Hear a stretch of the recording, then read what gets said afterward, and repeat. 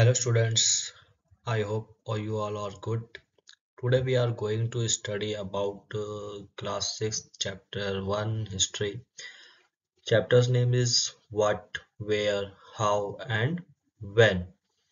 अब इसमें हम सिंपल से कुछ क्वेश्चंस की बात करेंगे जैसे कि व्हाट मतलब आपको पता ही होगा कि क्या कि कौन सी चीजें क्या हुई कैसे हुई ये सारी चीजें हम इन चैप्टर्स में पढ़ने जा रहे हैं क्या हुआ कहाँ हुआ कैसे हुआ और कब हुआ।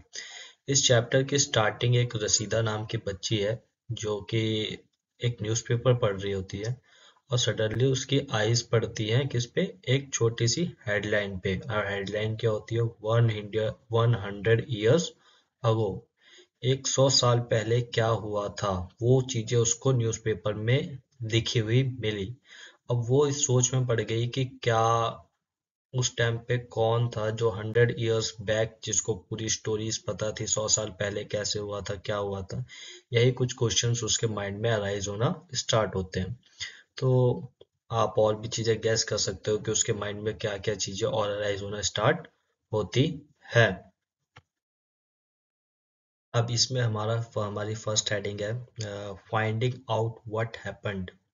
अब इसमें हम पता करते हैं कि क्या चीजें कैसे क्या हुई थी। जैसे कि हमें पता है यस्टरडे क्या क्या हुआ था हमारे साथ, ये सारी चीजें हमें छोटी छोटी चीजें याद रहती हैं कि हमारे साथ कल क्या हुआ था।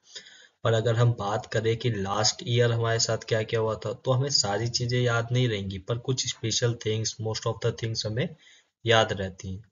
पर अगर तब क्या हो जब हम पूछे कि what about long long ago, बहुत सालों पहले क्या हुआ था, तो या तो उस टाइम पे हमारी एग्जिस्टेंस नहीं थी तो हमें कोई चीज पता नहीं होती। पर कई आज भी हम देखेंगे तो कई सारी बुक्स में हमें हमारे पास्ट के बारे में लिखा हुआ मिल जाता है कि कैसे कोई चीज स्टार्ट हुई, मतलब लाइफ कैसे स्टार्ट हुई, हम लोगों ने सेटल्ड होना कैसे स्टार्ट किया, एग्रीकल्चर कैसे स्टार्ट हुआ। तो ये सारी चीजें हमें कैसे पता चलती हैं, तो इस सारी चीजों के बारे में हम पढ़ने वाले इन चैप्टर्स में। और अब हमारी नेक्स्ट हेडिंग है कि what can we know about the past. अब जैसे कि इसमें हमने आपको देख के ही पता चल रहा है what can we know about the past, हम पास्ट के बारे में क्या क्या जान सकते हैं। जैसे कि सेवरल थिंग्स हैं, हम कई सारी चीजें हमारे पास्ट के बारे में जान सकते हैं। सिंपल कुछ पॉइंट्स हैं। पहला है फूड, क्लोथ्स एंड हाउसेस, मतलब पहले के लोग क्या खाते थे, कैसे कपड़े पहनते थे, कैसे घरों में रहते थे।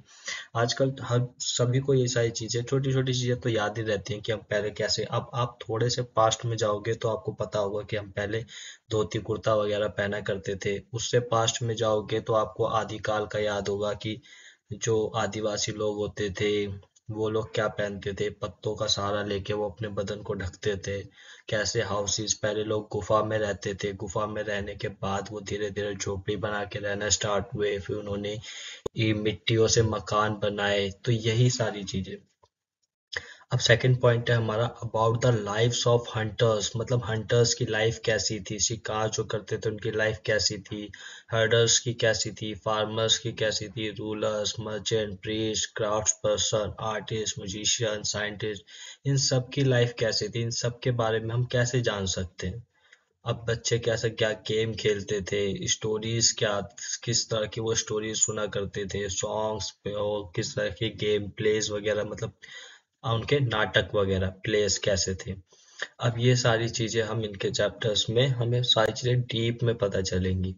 पर अभी हम ये सारी चीजें गैस कर सकते हैं कि हमें ये सारी चीजें कैसे पता चलती थी, इस- ऐसे क्या चीजें हमारे पास सामने प्रूफ के तौर पे आई जिससे हम ये सारी चीजें गैस कर पाए, क्योंकि हम जिंदा तो थे नहीं तब, ना ही उस टाइम को कोई इंसान है जो जिंदा है अभी भी जो हमें इन सारी चीजों के बारे में बताता है। पर फिर भी हमें ये सारी चीजें पता है, इनके बारे में हमें नॉलेज है। वेयर डिड पीपल लिव, कि लोग कहाँ पे रहते थे। जैसे कि आप लोग आज देख रहे हो कि पूरे इंडिया में लोग हर जगह रहते हैं। आप देखो चाहे जम्मू कश्मीर ले लो, दिल्ली, उत्तर प्रदेश, अपने साइड साउथ साइड तमिलनाडु, ये सारी जगह पे अब लोग रहते हैं। पर पहले ऐसा नहीं था, पहले हर जगह लोग फैले हुए नहीं थे, पहले लोग सिर्फ कुछ लिमिटेड एरियाज में ही रहते थे। आइए हम देखते हैं कहाँ कहाँ लोग पहले रहा करते थे। जैसे कि इसमें लिखा हुआ है along the banks of the Narmada river for several hundred and thousand years. कि लोग पहले स्टार्टिंग में कई सौ हजारों साल तक कहाँ रहे थे, नर्मदा रिवर के बैंक्स के साथ साथ, मतलब उनके किनारों पे रहा करते थे। हम देखते हैं नर्मदा रिवर कहाँ पे, यहाँ पे अगर आप मैप में ध्यान से देखेंगे तो ये रही नर्मदा रिवर। अब इसी नर्मदा रिवर के आसपास जो सॉइल है, जहाँ पे लैंड है, वहीं पे लोग रहा करते थे। अब वो लोग क्या करते थे, वो स्किल्ड गैदर्स थे, मतलब उनको वो इकट्ठा करते थे चीजों को। अब वो क्या चीजें इकट्ठा करते थे, वो फ्रूट्स हो गया, रूट्स हो गया और फॉरेस्ट प्रोड्यूस, ये सारी चीजें इकट्ठा किया करते थे। उन्हें बहुत अच्छी नॉलेज थी किसकी, vast wealth of plants, plants की जो संपदा थी उनके पास, जो प्लांट्स का खजाना था उनकी, बहुत उस चीज की उन्हें बहुत ज्यादा ही अच्छी नॉलेज थी।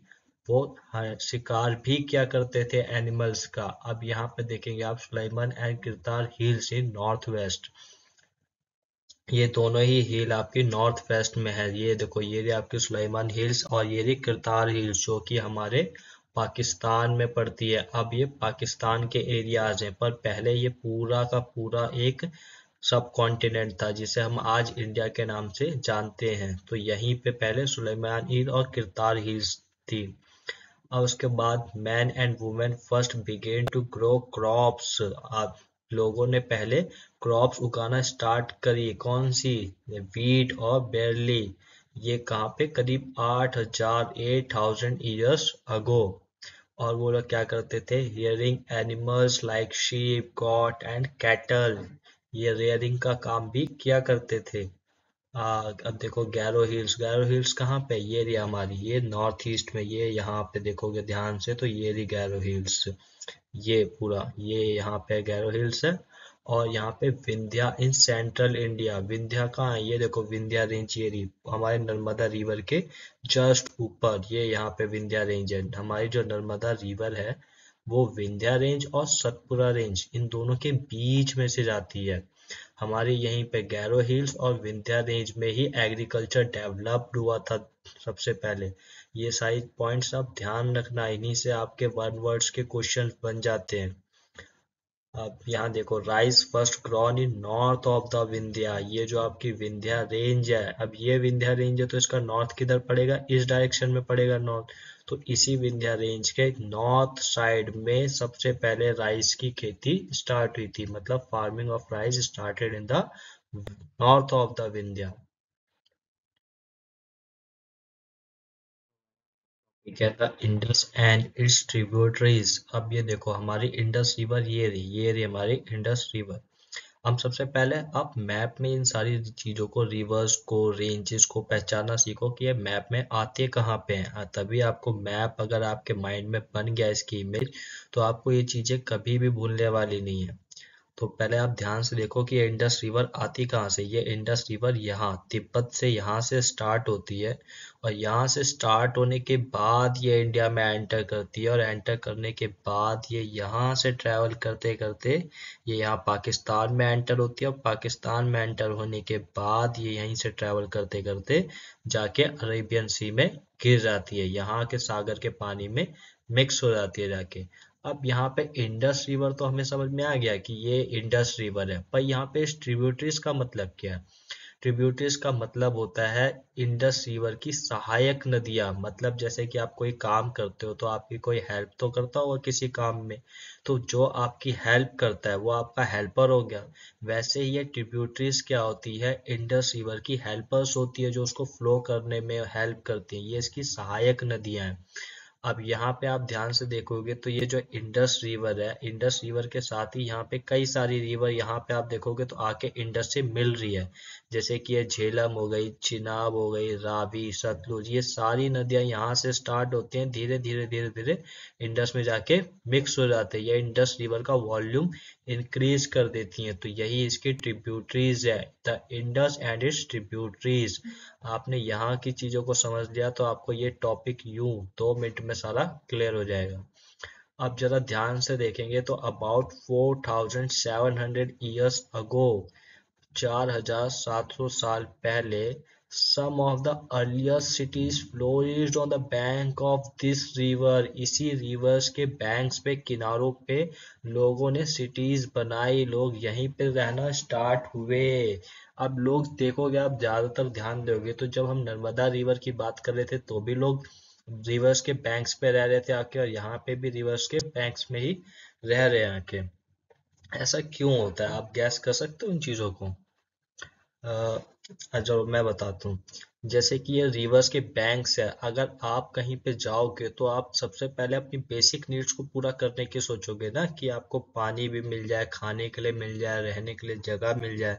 तो रहने के लिए जगह तो आप कहीं पे भी बना सकते हो, पर आप पानी तो उठा के नहीं ला सकते ना कहीं पे भी। हमारे पास आज होल्डिंग सब्सटेंसेस है इतने कि हम पानी को होल्ड करके या कलेक्ट करके कहीं पे भी ले जा सकते हैं, पर हम इतने अर्लियर टाइम की बात कर रहे हैं, उस टाइम पे इतना गैदरिंग सिस्टम नहीं था हमारे पास, होल्ड चीजों को होल्ड करने के लिए कैपेबिलिटी नहीं थी इतनी कि हम वहां पे हमारे पास ड्रम हो बड़े बड़े या और भी अदर थिंग्स हो। तो उस टाइम पे लोगों के लिए सबसे बेसिक नीड थी वाटर, तो वो वाटर के आसपास ही अपनी सिटीज या अपने घर बनाया करते थे। तो धीरे धीरे वहां पे लोग सेटल होना स्टार्ट हो जाते। फिर जब फार्मिंग स्टार्ट हुई तो खेतों के इरिगेशन के लिए, सिंचाई के लिए भी पानी चाहिए था, तो वो पानी कहाँ से मिलता था उन्हें? उन्हें इन्हीं रिवर्स से मिलता था। इसलिए जो लोग होते थे वो कहाँ पे रहते थे? रिवर्स के बैंक्स वगैरह पे ही रहा करते थे। अब यहाँ पे ये याद रखना, अर्लियर सिटीज कहाँ पे फ्लोरिश्ड हुई सबसे पहले? इंडस एंड इट्स ट्रिब्यूटरीज, इन्हीं रिवर्स के पास सबसे पहले फ्लोरिश्ड हुई। अब उसके बाद देखोगे तो 2500 years ago cities developed on the banks of the Ganga and its tributaries। तो सबसे पहले कहाँ हुई? 4700 years ago in Indus and it's tributaries, जो कि ये वाला एरिया है, ये यहाँ पे। अब 2500 ईयर्स अगो जो सिटीज डेवलप्ड हुई वो कहाँ पे हुई? गंगा और उसकी ट्रिब्यूटरीज पे। अब जरा गंगा पे ध्यान दो, कहाँ पे? तो गंगा हमारी ये यहाँ से स्टार्ट होती है, तो ये यहाँ से गंगा स्टार्ट हो गई और ये यहाँ आगे जाके बह रही है, और ये यहाँ आके जाके फिर बे ऑफ बंगाल में गिर जाती है। पर आप ध्यान देंगे तो गंगा के आसपास देखो कितनी सारी रिवर है, ये देखो ये यहाँ से यमुना रिवर आ रही है, ये यहाँ से कई सारी रिवर आ रही है, ये देखो ये कोसी रिवर आ गई, कोसी रिवर। अब ये यहाँ पे आप देखोगे तो यमुना के मिक्स होने से पहले यहाँ पे भी देखो, इसमें चंबल रिवर हो गई, बेतवा रिवर हो गई, ये सारी रिवर इसमें आके मिक्स हो रही है। तो यही क्या है, इसकी ट्रिब्यूटरीज रिवर है, ये सारी यमुना की ट्रिब्यूटरीज रिवर है, और ये यमुना पूरी जो है ये गंगा की ट्रिब्यूटरीज रिवर है। तो गंगा की सबसे बड़ी ट्रिब्यूटरी रिवर कौन सी है? यमुना।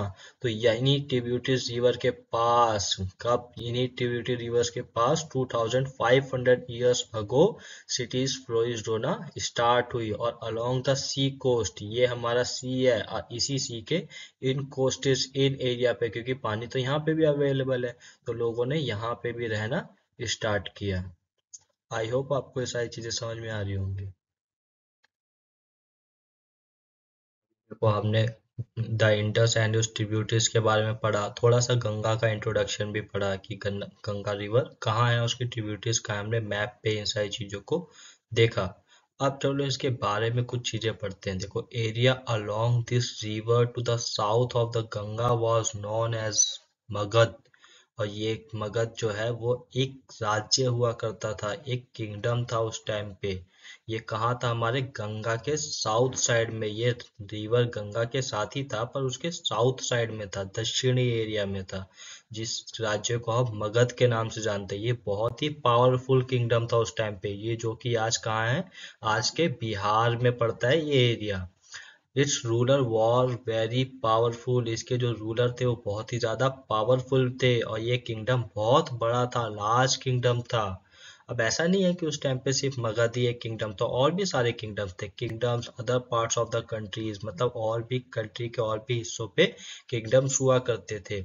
अब देखो इतने सारे राज्य हैं तो उसमें लोग भी रहते होंगे, और जब लोग रहते होंगे तो वो इधर उधर ट्रैवल भी करते होंगे, तो पीपल ट्रैवल्ड इन होल सब कॉन्टिनेंट, वो एक जगह से दूसरी जगह जाया करते थे। अब जाते थे तो कुछ समस्याएं भी होंगी, जैसे कि हिल्स को क्रॉस करना, हाई माउंटेन्स हिमालयास को क्रॉस करना, डेजर्ट को क्रॉस करना, रिवर और सीज, इन सबको क्रॉस करना आसान बात नहीं थी। आप खुद देखो, आप जब प्लेन रास्ते पे चलोगे तो कितना इजी होता है, अगर हमें माउंटेन क्लाइंबिंग करनी पड़ जाए या नदी तैर के जानी पड़ जाए तो वो हमारी जर्नी को बहुत खतरनाक डेंजरस बना देते हैं।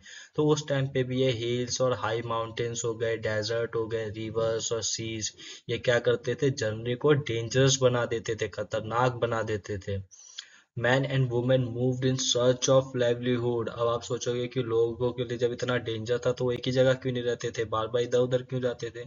अब सबके जाने के रीजंस अलग अलग हो सकते हैं। आप क्या हमेशा एक ही जगह पे रह सकते हो, एक ही घर में या एक ही घर के अंदर बंद रह सकते हो। आप भी को भी तो काम से कभी ना कहीं जाना पड़ता होगा, स्कूल जाते होगे, ट्यूशन कोचिंग वगैरह जाते होगे, दोस्तों के साथ खेलने जाते होगे। तो लोगों उस टाइम पे भी लोग अपने अलग अलग रीजंस की वजह से बाहर जाया करते थे। जैसे कि man and women moved in search of livelihood, वो अपने रहने के लिए, अपनी जीवन यापन के लिए इधर उधर जाया करते थे। escape from natural disasters like flood और drought, जैसे कहीं पे बाढ़ आ गई या कहीं पे बिल्कुल सूखा पड़ गया तो वो वहाँ के भी लोग वहाँ को, इस जगह को छोड़ के अपने दूसरी जगहों पे शिफ्ट हो जाया करते थे। जैसे कि मैन, आदमी, आदमी किस लिए जाते थे, आर्मीज में जब भर्ती होते थे तो आर्मीज के लिए सेना जहाँ जाती थी वहां जाते थे। कॉन्करिंग अदर्स लैंड, दूसरे देशों के राज्यों को जीतने के लिए, लैंड्स को जीतने के लिए। मर्चेंट्स, व्यापारी किस लिए जाते थे, अपनी शिप्स, अपने ग्रुप्स के साथ वो जाया करते थे दूसरी जगहों पे बिजनेस के लिए। अब रिलीजियस टीचर, ये रिलीजियस टीचर जो हमारे धार्मिक गुरु होते हैं वो भी दूसरी दूसरी जगहों पर ट्रैवल करते थे, town to town, cities to cities, किस लिए, अपने इंस्ट्रक्शंस देने के लिए, लोगों को एडवाइजेस देने के लिए जाया करते थे, अपने उपदेश देने के लिए जाया करते थे। और सम पीपल, कुछ लोग तो अपने एडवेंचर के लिए जाया करते थे, उन्हें ट्रैवल करना पसंद आता था, एडवेंचरस लगता था, इसलिए भी लोग जाया करते थे। अब ये this led to the sharing of ideas between people. अब कोई एक आदमी दूसरी जगह जाएगा तो वो अपने साथ कुछ थॉट्स भी लेके जाएगा जो उसके होते हैं। तो इसी तरीके से हमारे थॉट्स, हमारे कल्चर, ये सारी चीजें स्प्रेड हुई, मिक्स हुई, एक कल्चर दूसरे से, दूसरा तीसरे से, इसी तरह हमारे आइडियाज और कल्चर, ये सारी चीजें शेयरिंग होना स्टार्ट हुई बिटवीन डिफरेंट डिफरेंट ग्रुप्स। ये मैप मैंने एक पूरे एक पेज पे मैप लगा रखा है आपके समझने के लिए। वहां पे आपको अगर दिखाई ना दे ध्यान से तो आप यहाँ पे देख सकते हैं कि ये देखो, ये यहाँ से इंडस रिवर गई, जिसके बारे में हमने अभी पढ़ा। ये देखो इसके ट्रिब्यूटरीज झेलम, चिनाब, रावी, सतलुज। और यहीं पे हमने फिर देखो गंगा के बारे में पढ़ा था। गंगा ये यहाँ से जा रही है, ये इसकी इतनी ट्रिब्यूटरीज हो गई। ये देखो ये यमुना जा रही है, इसके साथ साथ ये भी गंगा की क्या है, ट्रिब्यूटरीज है। ये देखो चंबल, बेतवा, और ये देखो ये यहाँ पे सोन, ये देखो सोन रिवर, हमने उसके हेडिंग में देखा था ना, Ganga and tributaries Son river. ये देखो सोन भी क्या है, हमारी गंगा रिवर की ही एक ट्रिब्यूटरीज है। ये यहाँ से देखो, ये यहाँ से गंगा रिवर आ रही है और ये यहाँ पे सोन रिवर गंगा में मिक्स हो जा रही है।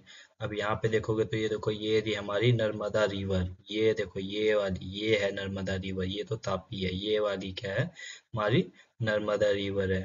ठीक है, ये याद रखना। ये देखो ये यहाँ पे एक ये नाम याद रखना, ये चिलिका लेक, ये खारे पानी की लेक है, जो कि इंडिया की सबसे बड़ी लेक है, चिलिका लेक, खारे पानी की। अब आपके लिए क्वेश्चन है, आपको सर्च करना है कि पूरे वर्ल्ड में सबसे बड़ी रिवर, सबसे बड़ी लेक कौन सी है खारे पानी की।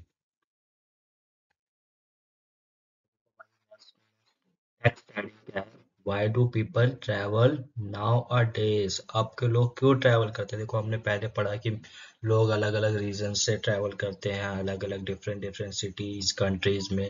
तो अब के लोग क्यों ट्रैवल करते हैं, ये चीजें बेसिक सी हैं, ये आप थोड़ा सा गैस करने की कोशिश करो कि ऐसा लोग क्यों करते हैं। बाकी हम देखो आगे देखते हैं इसमें। hills, mountains and seas form the natural frontiers। अगर आप ध्यान से देखोगे तो hills हो गई, mountains हो गई, seas हो गई, ये क्या होते हैं, नेचुरल फ्रंटियर्स बनाते हैं हमारी, हमारे कंट्री के लिए। अब जैसे कि यहाँ पे देखो, it was difficult to cross these frontiers, इनको बहुत ही मुश्किल होता है इन फ्रंटियर्स को क्रॉस करना। अब आप जरा ध्यान से मैप में देखोगे तो आपके इंडिया का मैप तीनों तरफ से किससे घिरा हुआ है, तीनों तरफ से इंडिया का मैप हमारे सी से घिरा हुआ है। जैसे कुछ इंडिया का मैप यहाँ से कुछ इस तरीके से होता है, और यहाँ पे देखोगे तो इसके यहाँ पे हर तरफ क्या है, यहाँ पे समुद्र ही है, रिवर है, पूरी तरफ से हर तरफ रिवर से घिरा हुआ है। ये यहाँ पे देखो, ये यहाँ पे रिवर है, ये मतलब सॉरी सी है यहाँ पे। और यहाँ पे देखोगे तो यहाँ पे भी क्या है, पूरे में सी है। ये देखो ये यहाँ पे पूरा पानी से घिरा हुआ है इसका ये इतना एरिया। अब वहीं पे हम बात करते हैं ऊपर की।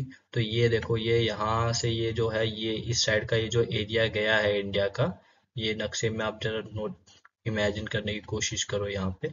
ये कुछ इस तरह से, सॉरी ये बन नहीं रहा मैप, आप थोड़ा सा कोशिश करो समझने की।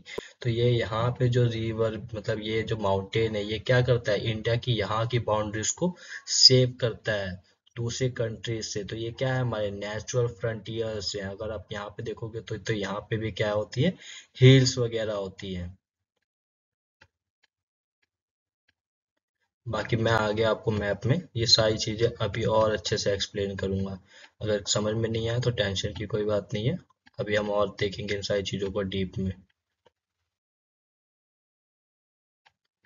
अब इसमें आगे आते हैं। It was difficult to cross this frontier, इनको क्रॉस करना बहुत ही ज्यादा मुश्किल होता है, पर फिर भी जो लोग इनको क्रॉस करना चाहते थे, मतलब जो ट्रैवल करने के इच्छुक थे या जिस किसी भी रीजन से वो लोग ट्रैवल करते थे, तो उन लोगों ने माउंटेन्स को क्रॉस किया, स्केल्स द माउंटेन्स, उनकी चोटियों को पार किया, क्रॉस द सी, समुद्र से ट्रैवल करके आए।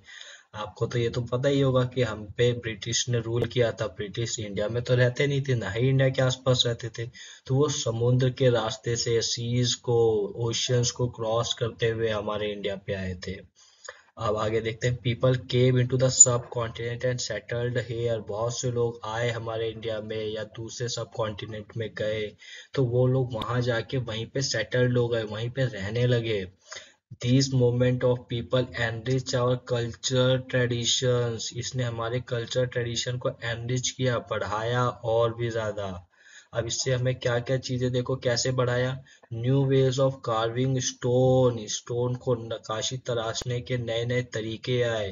कंपोजिंग म्यूजिक, म्यूजिक कंपोज करना सीखा हमने, या नए तरीके आए। और भी कई सारी चीजें, कंपोजिंग, कुकिंग फूड, आज हम देखते हैं ना हम अलग अलग तरीके का खाना खाते हैं, इटालियन, थाई, चाइनीज। तो ये सारी चीजें कैसे आई, लोग इधर उधर ट्रैवल करते करते फिर ये सारी चीजें पूरे कॉन्टिनेंट में स्प्रेड हो गई।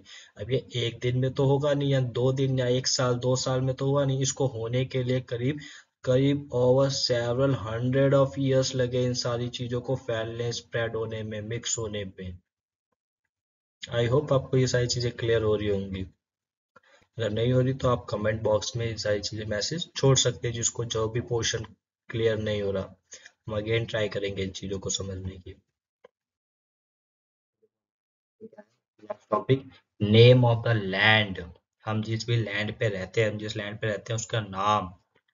इंडिया एंड भारत कैसे पड़ा, ये बहुत ही इंटरेस्टिंग चीज है, जरा ध्यान से समझना कि हम जिस लैंड पे रहते हैं, जिस कॉन्टिनेंट सब कॉन्टिनेंट पे रहते हैं, उसका नाम इंडिया और भारत कैसे पड़ा। सबसे पहले हम बात करते हैं कि इसका नाम इंडिया कैसे पड़ा। The word India comes from the Indus called Sindhu in Sanskrit। ये जो इंडिया वर्ड है ये कौन से वर्ड से बना है, इंडस वर्ड से बना है। इंडस रिवर हमने अभी पढ़ा ना, इंडस, ये इंडस रिवर, इंडस वर्ड से ही इंडिया वर्ड बना है। और इसको हम क्या बोलते हैं, सिंधु बोलते हैं संस्कृत में। फिर देखो, the Iranians and Greeks come through the north west about 2500 years ago. ये देखो ईरानियंस और ग्रीक्स आए हमारे कॉन्टिनेंट, सब कॉन्टिनेंट में, कहाँ से आए, नॉर्थ वेस्ट। कब आए, अबाउट 2500 ईयर्स अगो। यहाँ पे जरा मैप में ध्यान से देखो, ये देखो ये रहा यहाँ पे हमारा, ये रहा इंडिया, और ये हमारा क्या है, ईरान, और ये रहा हमारा ग्रीक। फिर देखो इंडिया से कितनी दूर है, ये यहाँ पे ईरान है, ये यहाँ पे देखो ग्रीक है। ये देखो देखो ये हमारा नॉर्थ है और ये हमारा वेस्ट है। देखो नॉर्थ वेस्ट से ये लोग इंडिया में आए। ये चीजें मैप में याद रखना, तो ये सारी चीजें आपको बहुत इजीली याद रहने वाली है। They were familiar with the Indus, called it the Hindos and the Indos। वो दोनों ही जो इंडिया, ईरान और ग्रीस था, ये दोनों ही इंडस वर्ड से फैमिलियर थे, पहचानते थे। तो वो लोग इसको क्या कहते थे, the Hindos and the Indos के नाम से बोलते थे।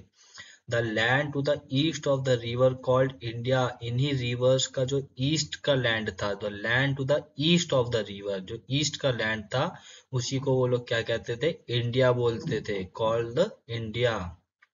अब यहाँ पे देखो Bharat, Bharat word use for a group of people who lived in the north west. ये देखो भारत वर्ड जो है वो किसे बोला जाता था? ये ग्रुप ऑफ पीपल्स को बोला जाता था, कई सारे लोगों के ग्रुप को बोला जाता था जो कि कहाँ रहते थे? हमारे नॉर्थ वेस्ट में रहते थे। ये देखो ये रहा हमारा नॉर्थ और ये रहा वेस्ट, मतलब यहाँ के लोगों को नॉर्थ वेस्ट, इन लोगों को क्या बोला जाता था? भारत बोला जाता था, ग्रुप ऑफ पीपल को। They are mentioned in the Rigveda, ये हमारे ऋग्वेद में भी मेंशन किया गया है। अब देखो ये वर्ड ऋग्वेद कब का है? 3500 ईयर्स अगो। ये देखो ध्यान से, ईरानियों के आने से पहले का हमारा ये ऋग्वेद है, और जिसमें ये चीज लिखी हुई है भारत के बारे में। ये भारत के लोग, अब यहाँ पे हम लोगों को, अपने लोगों को भारत के क्या क्या संबोधित करते थे, बोलते थे। तो बाद में इसी मतलब कंट्री को ही हम क्या बोलने लगे थे? पूरा भारत बोलने लगे थे। तो ये सारी चीजें याद रखना। देखो हमारा नेक्स्ट टॉपिक है finding out about the past, कि पास्ट के बारे में हमें क्या चीजें पता चलती हैं, कैसे चलती है, हमने कैसे उनको पता किया, ये सारी चीजें इसमें आएंगी।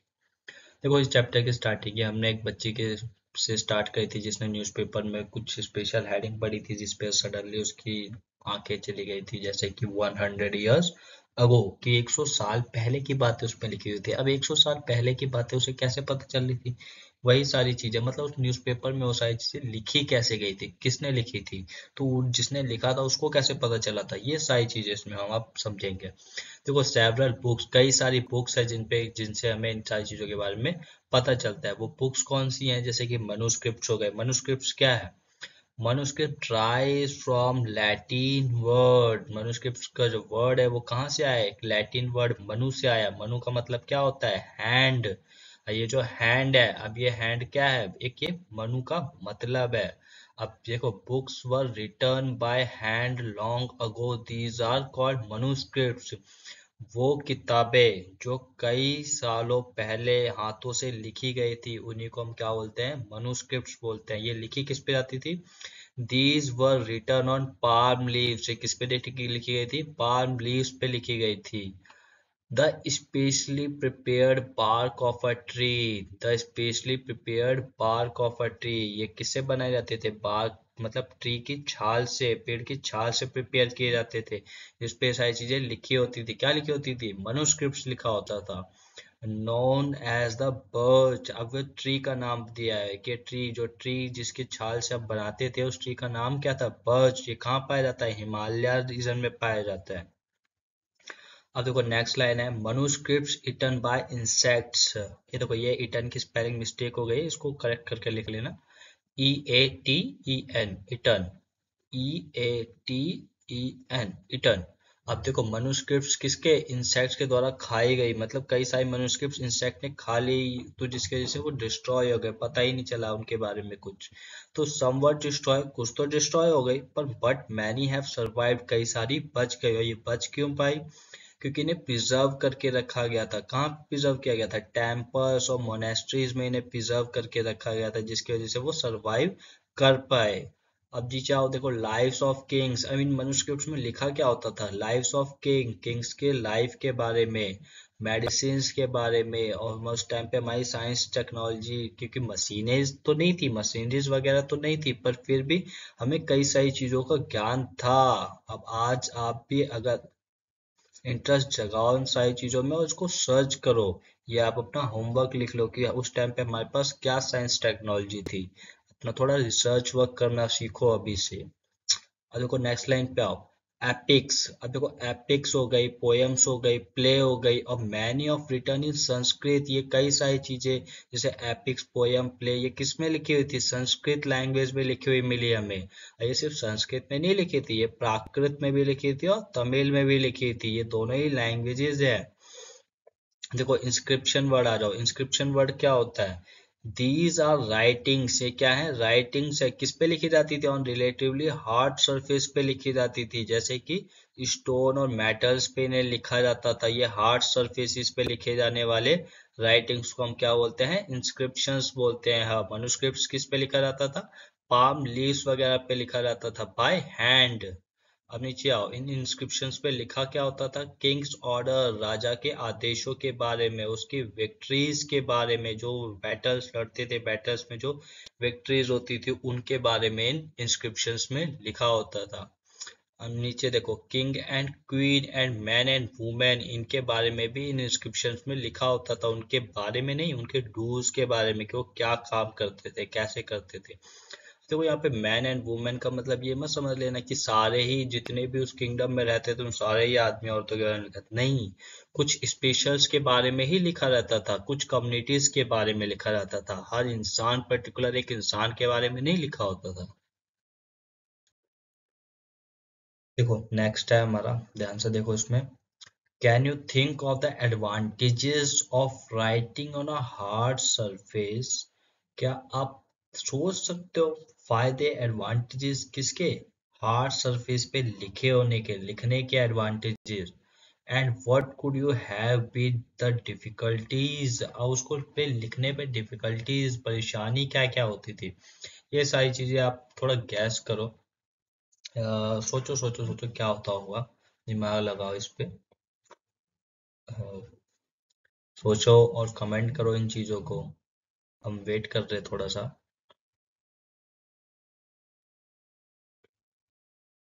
चलो अब देखते हैं क्या होता है, मैं बताता हूँ। Can you think of the advantages of the writing on a hard surface? देखो हार्ड सरफेस पे लिखने के फायदे तो बड़े होते हैं। देखो एक बड़ा फायदा तो ये होता है कि एक बार हार्ड सरफेस पे जो चीज हमने लिख दी वो वैसे ही वैसे हमें परमानेंट मिलेगी, वो खत्म नहीं होगी अनटिल अनलेस वो ब्रेक ना की जाए।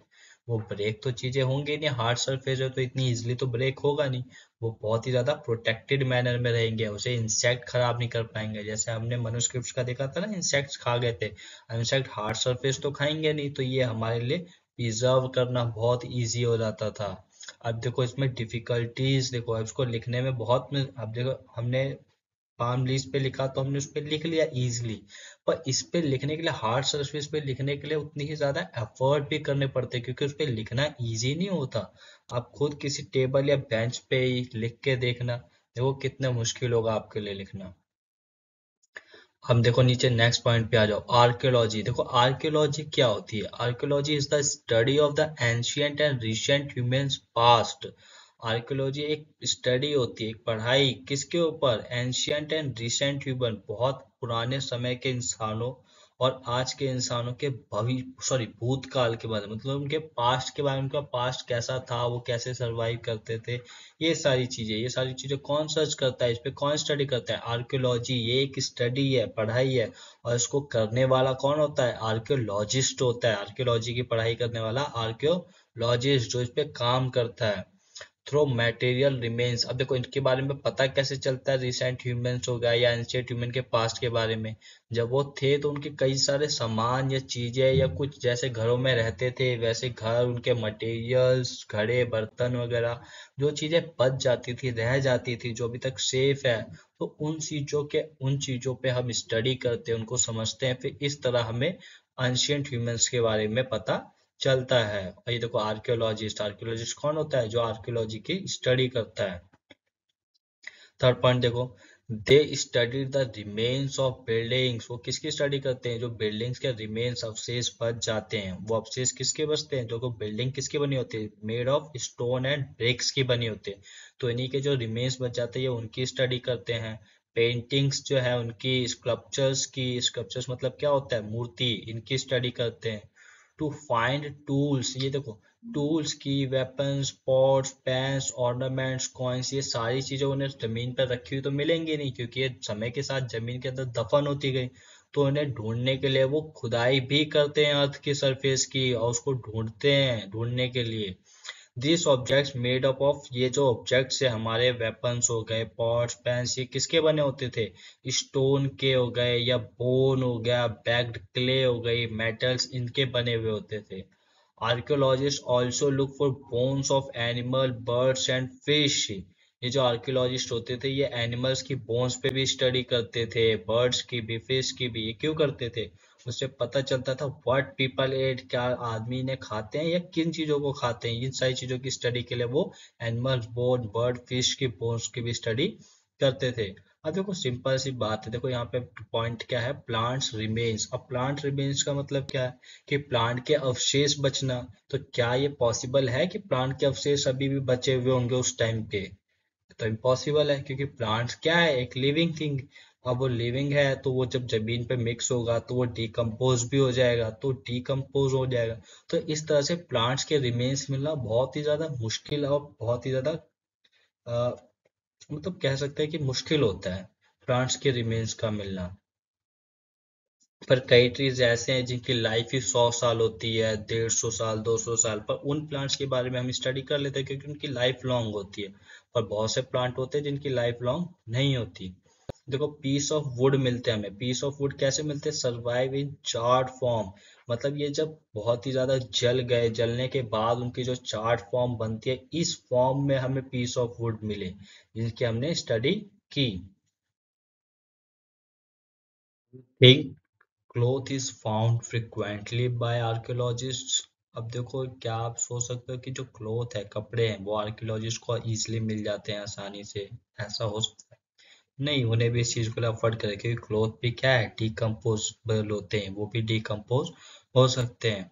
अब नीचे आओ, देखो हिस्टोरियंस। हिस्टोरियंस कौन होते हैं? हिस्टोरियंस आता है scholars who study the past. Historian वो होते हैं जो पास्ट के बारे में पढ़ते हैं और उसके बारे में उसको वापस से रिकंस्ट्रक्ट करके लिखते हैं। Word shows to refer to information found from manuscripts, inscription and archaeology. ये जो वर्ड है सोर्स, सोर्स मतलब क्या होता है? स्रोत। हिस्टोरियंस को नॉलेज कहाँ से मिलती है? मनुस्क्रिप्ट से। पढ़ा ना हमने, मनुस्क्रिप्ट क्या होता है, इंस्क्रिप्शंस क्या होते हैं और आर्कियोलॉजी क्या होता है। इन्हीं से हिस्टोरियंस को क्या मिलती है? Knowledge, information. Learning the past becomes an adventure. जो पास्ट के बारे में पढ़ना, वो क्या बन जाता है? एक एडवेंचर होता है। और इन्हीं के हेल्प से हम क्या करते हैं? हिस्ट्री को रिकंस्ट्रक्ट करते हैं। किनकी हेल्प से? मनुस्क्रिप्ट्स हो गया, इंस्क्रिप्शन और archaeology. Historians and archaeologist are like detectives. ये दोनों ही कैसे होते हैं? डिटेक्टिव्स होते हैं, जो कि क्या करते हैं? पुरानी चीजों को खोज के निकालते हैं किसी भी तरह। डिटेक्टिव जो खोज वोज करते हैं, इजिली आपने देखा होगा आ, किसी सीरियल, नाटक, कार्टून वगैरह में डिटेक्टिव्स वगैरह की स्टोरीज वगैरह सुनी हो तो। देखो नेक्स्ट हमारा क्या है, वन पास्ट और मैनी। जो पास्ट होता है वो एक ही होते हैं या कई सारे होते हैं? अब देखो इसको समझने की कोशिश करते हैं। Past was different for different groups of people. देखो जो पास्ट होता है सबका अलग अलग होता है, डिफरेंट लोगों के लिए, डिफरेंट ग्रुप्स के लिए, सबके लिए क्या है? अलग अलग पास्ट है। जैसे like leaves of heard, headers, headers of farmer का पास्ट क्या होगा? अलग होगा। और वही इनका कंपैरिजन, हेडर्स ऑफ फार्मर्स का आप कंपैरिजन करो किंग और क्वीन से, तो उनका पास्ट क्या होगा? अलग होगा। इनके ही पास्ट क्या है? अलग अलग है। The lives of merchant were different from the crafts person। जो मर्चेंट की लाइफ होती है वो किसके? क्राफ्ट पर्सन से अलग होती है। मर्चेंट की लाइफ भी अलग होती है और क्राफ्ट पर्सन की लाइफ भी अलग होती है। दोनों ही क्या होते हैं? डिफरेंट डिफरेंट होती हैं। अब देखो यहाँ पे, today people followed different practices and custom. आज के लोग क्या करते हैं? अलग अलग प्रैक्टिसेस, डिफरेंट प्रैक्टिस करते हैं, अलग अलग काम करते हैं, अलग अलग कस्टम्स को मानते हैं। We know great deals of kings and battles. हम कई सारे राजाओं की बड़ी बड़ी डील्स, उन्होंने कैसे कैसे डील्स किए थे डिफरेंट अलग देशों के राजाओं से, और उन्होंने कैसी लड़ाइयाँ लड़ी थी, मतलब फेमस लड़ाइयाँ। देखो आपको याद होगा, पानीपत की लड़ाई हो गई, बक्सर की लड़ाई हो गई। तो ये बैटल्स जो होती हैं, ये इन सब के बारे में भी हमें पता चलता है। इन्हीं सब मनुस्क्रिप्ट तो नहीं, उस टाइम पे पेपर्स वगैरह का इजाद हो गया था। पर अगर हम उससे पहले की बात करें वॉर्स की, तो वो जरूर हमें मनुस्क्रिप्ट से मिलती है। फिर देखो, ordinary people did not keep records. जो ऑर्डिनरी आमतौर पे जो लोग होते थे वो अपने रिकॉर्ड्स नहीं रखते थे अपनी चीजों के। हम नीचे देखो, archaeology help us to find out about their lives. Archaeology क्या करते हैं? हेल्प करते हैं। किन की हेल्प? हमारी हेल्प करते हैं। किस चीज के लिए? ये जो ऑर्डिनरी पीपल होते हैं, ये अपने रिकॉर्ड्स तो रखते नहीं थे लिखे हुए, तो उनके बारे में हमें कैसे पता चलता है? वो हमारे आर्कियोलॉजी करते हैं, हमारे लिए वो काम आर्कियोलॉजी करती है। There is a much that remains unknown. वो जो उनके मतलब आर्कियोलॉजी होते हैं, ऑर्डिनरी पीपल की लाइफ्स के बारे में पता करते हैं, उनके रिमेन्स जो बच जाते हैं, पर अभी भी कई सारी ऐसी चीजें हैं जो अभी भी हमें ऑर्डिनरी पीपल्स के बारे में नहीं पता, हम उन्हें अभी तक भी नहीं समझ पाए हैं। आज का हमारा बिल्कुल लास्ट टॉपिक है, what do dates mean. Dates का मतलब क्या होता है, ये जरा ध्यान से समझना। पहले वर्ड समझ लो, जीसस क्राइस्ट। जीसस क्राइस्ट कौन थे? He is the founder of Christianity. ये क्रिश्चियनिटी के फाउंडर थे, इन्होंने ही क्रिश्चियनिटी को स्टार्ट किया था। अब देखो यहाँ पे हम डेट की एक, ये देखो नंबर लाइन समझ लो इसको। अब देखो जो सन है, ये जो टाइम है, इसको हमें पता नहीं है ये कहाँ से स्टार्ट हुआ और ये कब तक खत्म होगा, इसकी स्टार्टिंग हमें कुछ पता ही नहीं है। तो हमने एक पॉइंट समझा, एक जीसस क्राइस्ट के बर्थडे को हमने 0 ईयर मान लिया कि ये जीसस क्राइस्ट जब पैदा हुए थे, उसको हमने एक रेफरेंस पॉइंट मान लिया कि ये 0 है। अब जीसस क्राइस्ट के बाद का जो साल है उसे हम एडी बोलते हैं। मतलब अब इस 0 के बाद जो साल चलेगा, 1 साल, 2 साल, 3 साल, 4 साल, 5 साल, 6 साल, और देखो 100, 200, तो अभी का ईयर क्या है हमारा? 2022। 2022 है। 2020, सॉरी सॉरी सॉरी, इसको ठीक कर देते हैं। और ये हाँ, 2022। तो इसका मतलब क्या है, जीसस क्राइस्ट के रेफरेंस पॉइंट से कितना टाइम हो गया?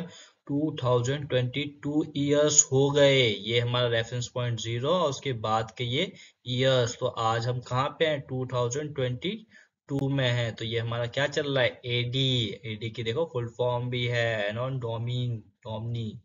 अब यहाँ पे देखो, अब जीसस क्राइस्ट से पहले का साल, अब ये उल्टा चलता है। देखो इधर देखोगे तो हम अगर एग्जांपल समझ लो कि 2015 में एक चीज, एक मशीन बनी थी और एक 2017 में बनी, तो पुरानी मशीन कौन सी होगी? तो 2015 में बनी होगी। पर बीसी में इसका उल्टा होता है। जब बीसी में हम देखेंगे तो बीसी जब लगा होगा तो जो 2015 में जो मशीन बनी होगी और जो मशीन 2017 में बनी होगी, अगर हम इसमें देखें कि पुरानी मशीन कौन सी है, तो 2017 वाली होगी। इस साइड उल्टा चलता है, ये बात याद रखना। इसलिए यहाँ पे लिखा है बीसी। बीसी मतलब बिफोर क्राइस्ट। तो ये उल्टा ईयर चलता है, इसकी कोई एंडिंग नहीं है। पर इसकी हमें तो पता है अभी हम 2022 में। अब ये जैसे जैसे आगे चलेगा, ये आगे आगे बढ़ता जाएगा। तो प्लीज इसको ध्यान से समझ लेना। ये हिस्ट्री का एक हिसाब से समझ लो बेस है, जो आप बार बार डेट्स पढ़ोगे तो कंफ्यूज नहीं होगे। और ये आपका चैप्टर हो गया है फिनिश। कॉन्ग्रेचुलेशन। और अब ध्यान से इस चैप्टर को पूरा रिवाइज कर लेना अच्छे से, और साथ साथ इसके नोट्स भी बना ले। और अगर वीडियो पसंद आई हो तो चैनल को सब्सक्राइब कर देना, लाइक कर देना, और अपने फ्रेंड्स के साथ शेयर करना इस वीडियो को। फ्रेंड्स का भी अच्छा होना, भला होना चाहिए।